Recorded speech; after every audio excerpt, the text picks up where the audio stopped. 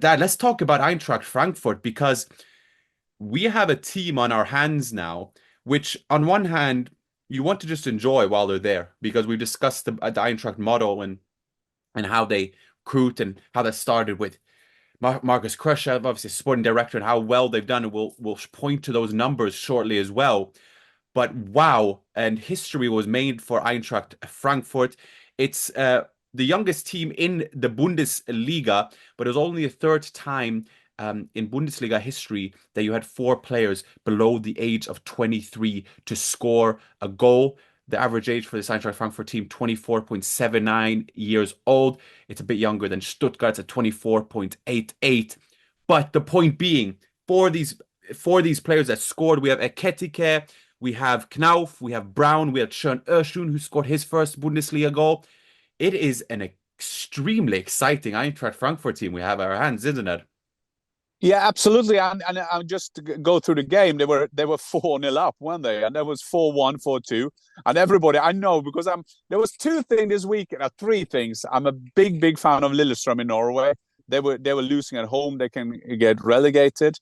Then I had Max Verstappen, and I won't say anything about that to you because I know you still have the No, I'm uh, sure. I made my peace. I made my you made your peace. piece, and I mean the race you had this weekend, fantastic. And I had a half eye on that and half eye on the game where I was at Old Trafford. But then, of course, Eintracht Frankfurt, because Eintracht Frankfurt. Remember, I visited them.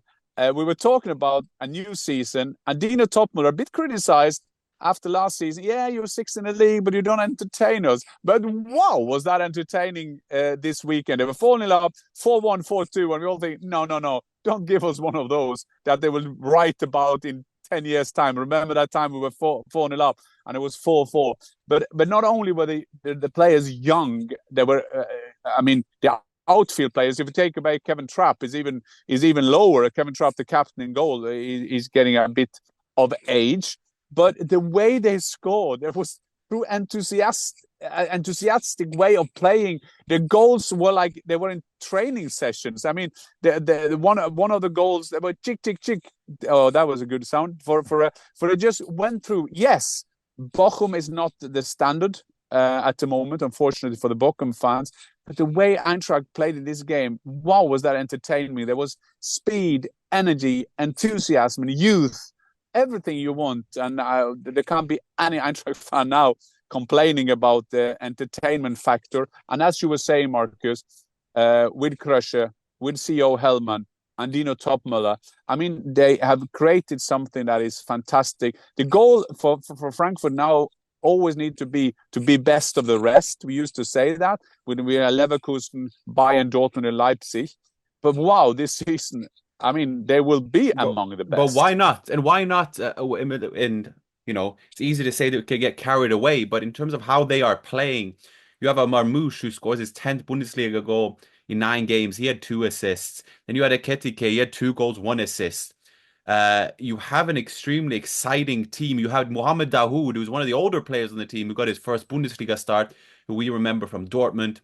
Brighton, who had a fantastic game, got himself a goal as well. And just to back this up in terms of the recruitment model, Dad, because the outgoing finance director for Eintracht, he put forward the final numbers before he left. And from the 2020-2021 season, and this is based off, by the way, analysis, prognosis established internally at that, based off player value, how old the players are, how much many years left on their contract they have. In 2021, their squad was valued at 73 million euros. Now it's worth 300 million euros. And a popular model is obviously to buy low and sell high, and every club wants to do that. But then there are those that actually are able to produce those type of numbers. And I would argue that Eintracht Frankfurt are taking over that mantle from a Dortmund in terms of the players they are attracting and the platform they are providing. Yes, Dortmund have had Haaland. Yes, they've had Bellingham and the likes. But in terms of giving younger players the chance, the platform to shine, and we haven't mentioned Hugo Larsson in this either. Santos, who's been who was a great replacement for Trapp when he was out injured.